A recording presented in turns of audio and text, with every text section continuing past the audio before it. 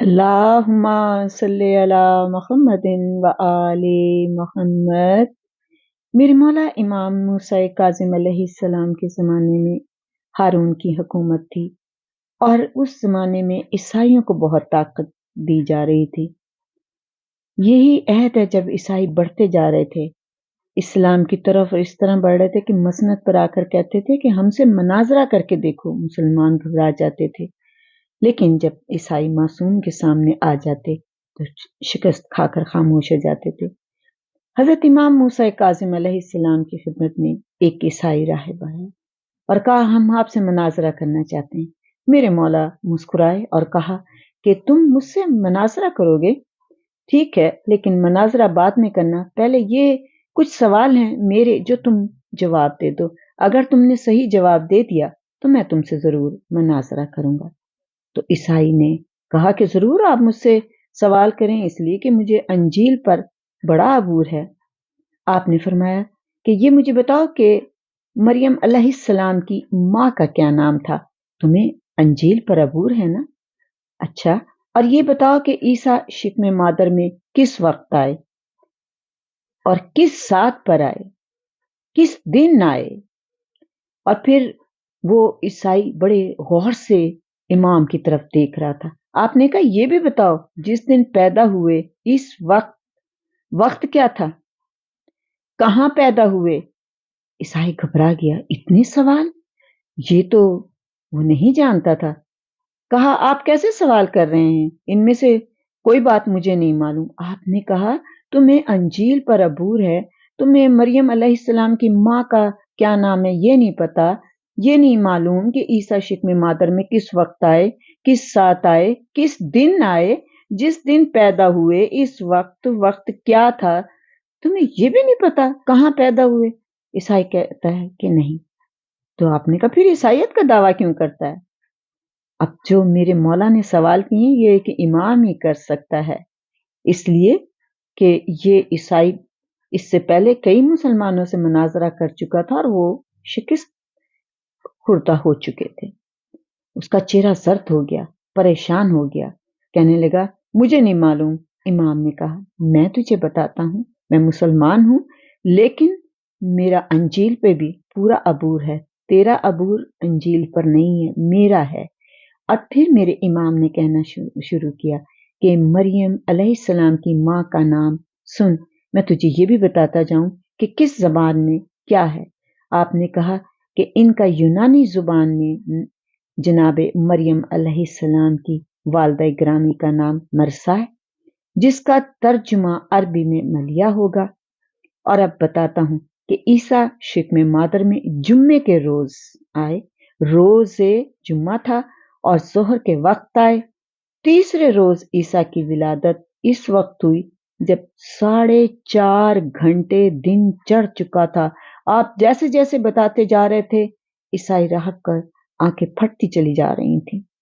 विलादत जनाब ईसा अलैहिस्सलाम की फरात के किनारे हुई, इसलिए अल्लाह ताला ने, तुझे मालूम है कि फरात के पानी में बरकत क्यों रखी है? तो उसने एकदम ऐसे सर हिला दिया कि नहीं। आपने कहा कि क्योंकि ईसा की विलादत फरात के किनारे हुई तो अल्लाह ने फरात के पानी में बरकत रख दी। और अंजील के आलम को जवाब मिल गया। इसने कहा था ना कि मैं मनाजरा करना चाहता हूँ। तो ईसाई राहब ने कहा कि मेरी अच्छा, आप ना या आपने ईसा की माँ का नाम, ईसा की वालदा मरियम अलैहिस्सलाम की वालदा का नाम तो आपने बता दिया, तो आप मेरी माँ का नाम भी बता दीजिए। वो समझ रहा था कि शायद आपने किताबों से ये नाम पढ़ लिए, इसलिए आपको ये मालूम है सारा कुछ, आपको इंजील पे वाकई अबूर हासिल है। लेकिन अभी तक उसे मार्फत इमाम नहीं हुई थी। वो सिर्फ ये समझ रहा था कि ये एक आलिम है, जैसे और आलिम होते हैं, लेकिन ये आलिम जितने लोगों से मैंने अब तक मुनाजरा किया है, ये उन सबसे बड़ा आलिम है, इसके पास बहुत ज्यादा मार्फत है। तो उसने कहा कि अच्छा, आप मेरी माँ का नाम बता दीजिए। तो क्योंकि वो समझ रहे थे ये तो किताबों से पढ़ी हुई बातें बता रहे हैं, उसे ये इल्म नहीं था कि ये तो इल्म लदुन्नी लेकर आते हैं खुदा के घर से। बच्चा भी इनका इल्म वाला होता है, इनको पढ़ने की जरूरत नहीं होती है। अब इसने जो ये सवाल किया ना, तो कहा, सुन, جس طرح میں نے تجھے بتایا تھا نا کہ جناب مریم کی والدہ کا نام یونانی زبان میں مرسا ہے، اسی طرح میں تجھے بتاتا ہوں کہ تیری ماں کا یونانی زبان میں نام انقالیہ ہے۔